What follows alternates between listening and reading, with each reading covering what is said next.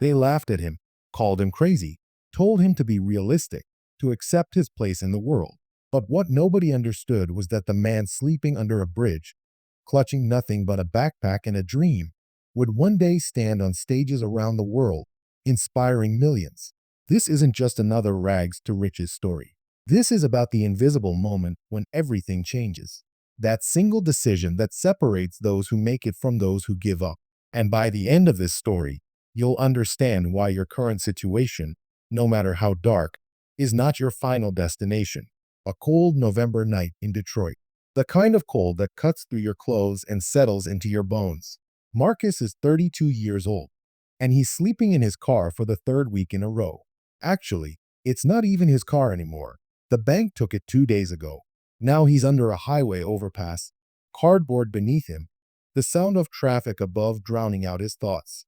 6 months ago, he had a job, an apartment, a girlfriend who promised forever. Now he has nothing, not because of drugs or alcohol or bad choices people love to assume. He lost his job when the company downsized, couldn't pay rent, got evicted. His girlfriend left. His family said they couldn't help, that he needed to figure it out himself. And just like that, Marcus became invisible. One of the thousands of people society walks past without seeing, without acknowledging, without caring. But here's what nobody knew about Marcus. In that backpack he carried everywhere, along with a change of clothes and a toothbrush, there was a notebook, a beaten-up spiral notebook filled with ideas, sketches, business plans. Because even when Marcus had nothing, even when the world had stripped away everything he thought defined him, there was one thing nobody could take: his mind, his ability to dream, his refusal to let his circumstances become his identity. Every morning, while the city woke up around him, Marcus would walk to the public library. He'd clean up in the bathroom, then spend hours reading, learning, planning. He studied successful people, not the ones born into wealth, but the ones who clawed their way up from nothing. He learned about sales, marketing, psychology, persuasion. He watched free courses online. He took notes like his life depended on it, because it did. 3 months into homelessness, Marcus made a decision that changed everything. He stopped seeing himself as a victim, not because his situation wasn't unfair. It absolutely was, but because he realized that fairness doesn't matter when you're trying to survive. Nobody was coming to save him. No government program would fix this. No charity would give him what he really needed, which wasn't just money, but opportunity, belief, and a chance to prove himself. So Marcus decided to create his own chance. With $7.35 to his name, he bought a pack of printer paper and used the library's computer to create flyers for a cleaning service. He didn't have equipment, didn't have a car, didn't have references, but he had something more valuable. He had hunger, not just physical hunger, though he felt that too, but a deep burning hunger to prove everyone wrong, to show that he was more than his circumstances. He walked through business districts, slipping flyers under doors, talking to anyone who would listen. Out of 100 businesses, 99 said no, but one, a small office owned by an elderly woman named Ms. Chen, said yes. She didn't need cleaning services. Her office was already clean, but she saw something in Marcus's eyes that reminded her of her late husband, who had also fought his way up from poverty. She gave him $50 and her office keys. That night, Marcus cleaned like his life depended on it, because it did. He scrubbed floors, wiped windows, organized files, even fixed a broken drawer and cleaned the coffee maker that hadn't worked in months. When Ms. Chen came in the next morning and saw what he'd done, she cried, not because the office was clean, but because she recognized desperation transformed into dedication. Ms. Chen became Marcus's first investor, though she never called it that. She told her friends about him, gave him referrals, let him use her address for business mail. Within 2 months, Marcus had 12 clients. Within 4 months, he'd saved enough to rent a tiny studio apartment. Within 6 months, he hired his first employee, another homeless person he met at a shelter, someone who just needed what he had needed, a chance. But here's where the story gets interesting. Marcus didn't stop at cleaning services. Every night after work, he continued studying, learning, growing. He realized that his experience with homelessness, with rejection, with having to sell when nobody wanted to buy, had taught him skills most business school graduates never learn. He understood desperation. He understood persistence. He understood that success isn't about having advantages. It's about maximizing whatever you have, even when that's almost nothing. 2 years later, Marcus sold his cleaning company for $200,000.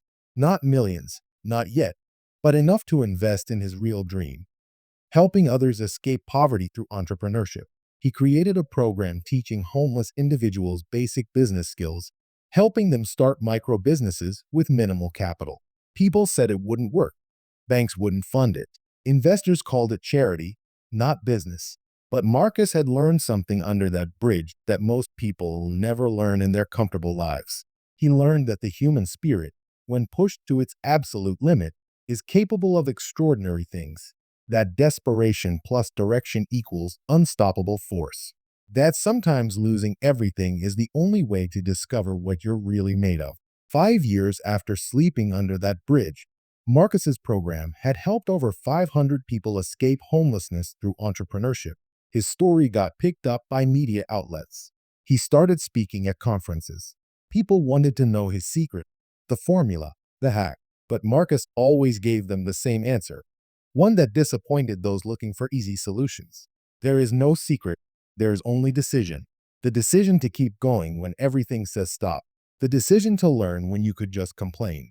The decision to build when you could just break. The decision to become someone different than who you were yesterday, even when yesterday was all you knew. Today, Marcus runs a multi-million-dollar enterprise with programs across 15 cities. But he still carries that notebook, still remembers the cold, still visits that bridge sometimes. Not to reminisce, but to remind himself that success isn't about forgetting where you came from. It's about using that memory as fuel to keep climbing higher. Because the view from the top means nothing if you forget the darkness you crawled through to see the light. So what can we learn from Marcus's journey? First, your circumstances are not your identity. Marcus was homeless, but he never became a homeless person in his mind. He was an entrepreneur who temporarily lacked shelter. See how that shift in perspective changes everything? You might be broke, unemployed, heartbroken, or struggling right now. But those are situations, not sentences. They're chapters, not the whole story. Second, education doesn't require enrollment. Marcus got his MBA from the library, from YouTube, from asking questions and trying things and failing and learning. In today's world, ignorance is a choice. Everything you need to know is available, most of it for free. The question isn't whether you have access to knowledge. It's whether you have the discipline to acquire it. Third, opportunities rarely look like opportunities at first. That $50 cleaning job seemed like nothing, but it was everything. It was momentum. It was proof. It was a foundation.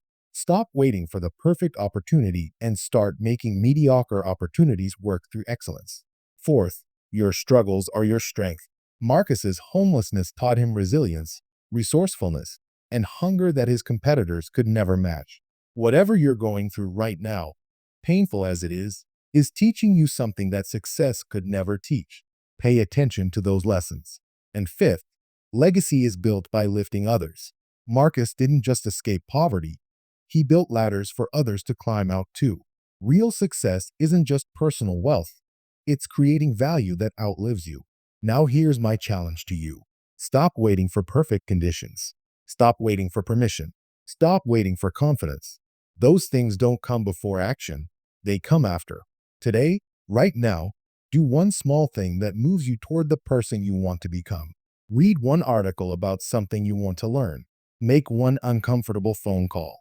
Apply for one opportunity you think you're not ready for. Send one message to someone you admire. Clean one thing you've been avoiding. Write one page of that idea you've been carrying. Whatever it is, do it scared. Do it broke. Do it tired. Just do it.